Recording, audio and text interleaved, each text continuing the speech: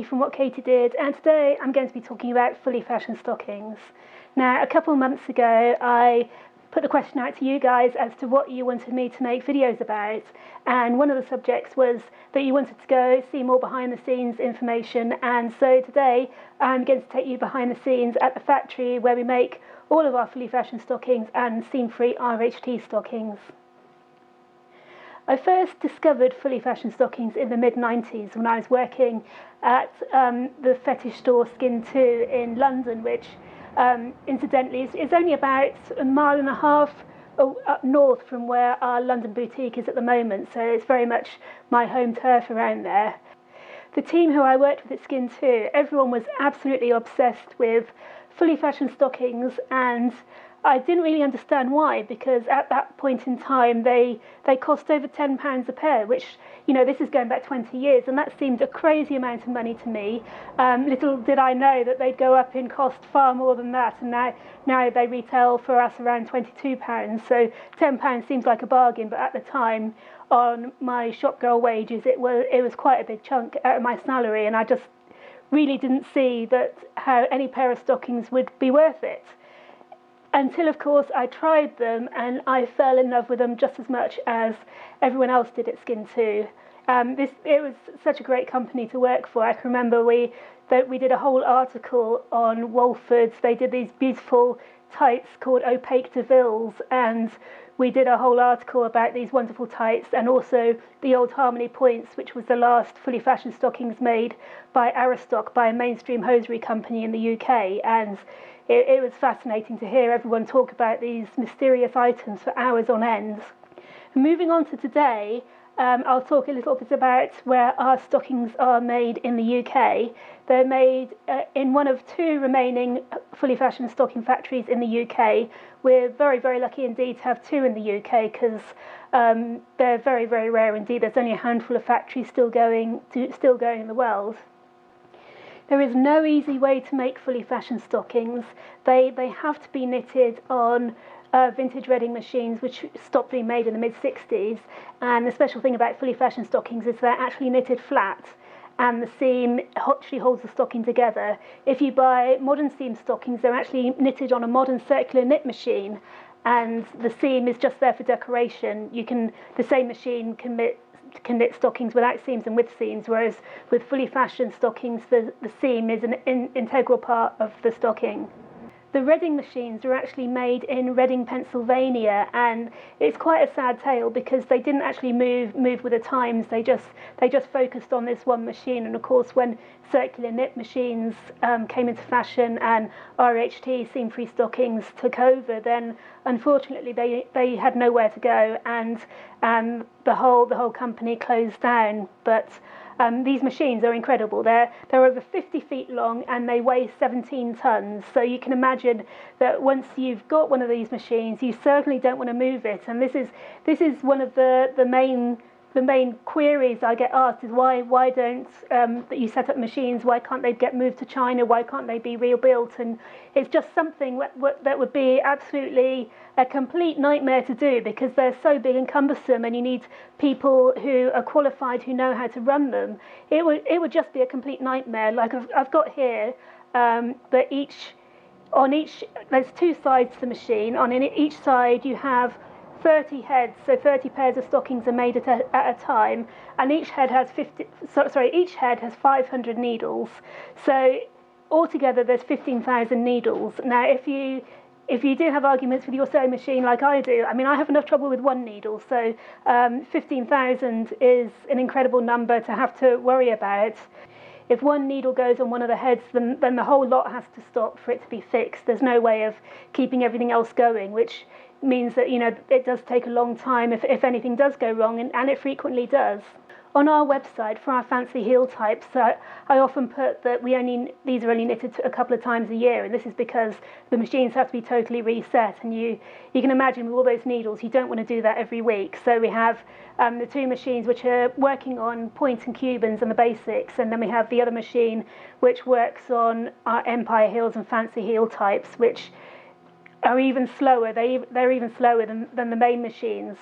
Fully fashioned stockings being knitted on redding machines are only one part of the story, and there are several different processes to the way fully fashioned stockings are made. And again, I've got my paperwork here. So first of all, they're knitted flat, and then they're ironed flat to make sure they're perfect, and then they're inspected and tumble dried, which does make them shrink just a little bit to make sure there's no further shrinkage when you wash them.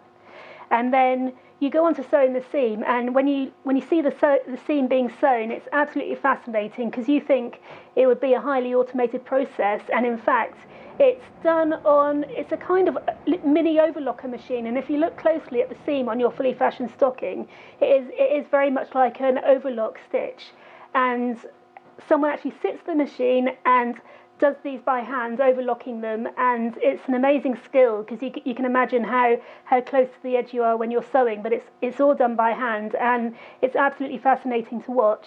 Once the seam's been put in, then they're sent to dye, and then they're steamed on a leg form, and we actually have one of these leg forms, a vintage leg form, in our London boutique. So if you walk in and you see this silver leg, and you're thinking, what's that for? That's an original which was used in the 50s and 60s to steam nylons.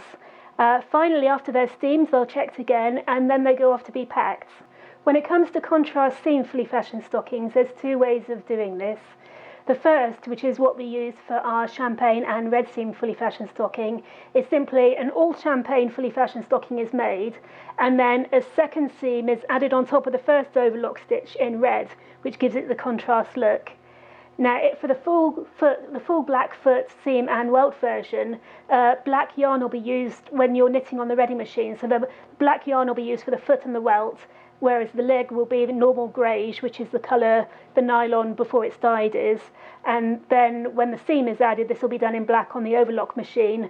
There are two main heel types when it comes to fully fashioned stockings, the point and the Cuban. Now, I always see the Cuban as kind of a late 40s American style heel, and the point is definitely it's also known as a French heel, and this is because it was a favourite of designers such as Christian Dior from the late 40s, early 50s, and the Paris design houses, they always tended to go for a point heel. So it depends whether you want to be American or European as to whether you want to go for a Cuban or a point.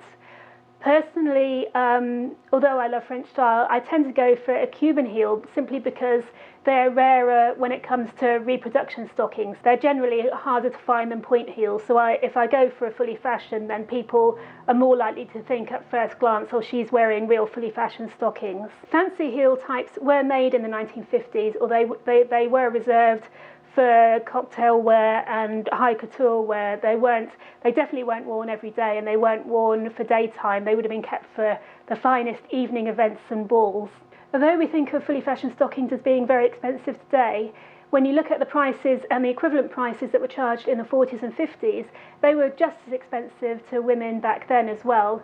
In fact, in the early 50s in the US, the average woman only bought 6 pairs of fully fashioned stockings a year, and they tended to be a little bit heavier knits. They tended to be service weight, which would be 30 denier, and you would either darn them yourselves, or there was actually a whole industry where you'd send your nylons out to be darned for someone else to darn them for you and do these nearly invisible repairs. But you wouldn't have got a ladder and thrown them away. You would repair them and worn them and worn them and worn them, because you would be expected to wear nylons every day, and you just had to keep repairing them. A couple of months ago, I was at a vintage event, and I actually picked up a box which has a repair kit for how to do your stockings. And I know you quite frequently find the yarns, but this is actually, it's like a wooden egg, which I do need to do a video on. I do need to try it and see how it works.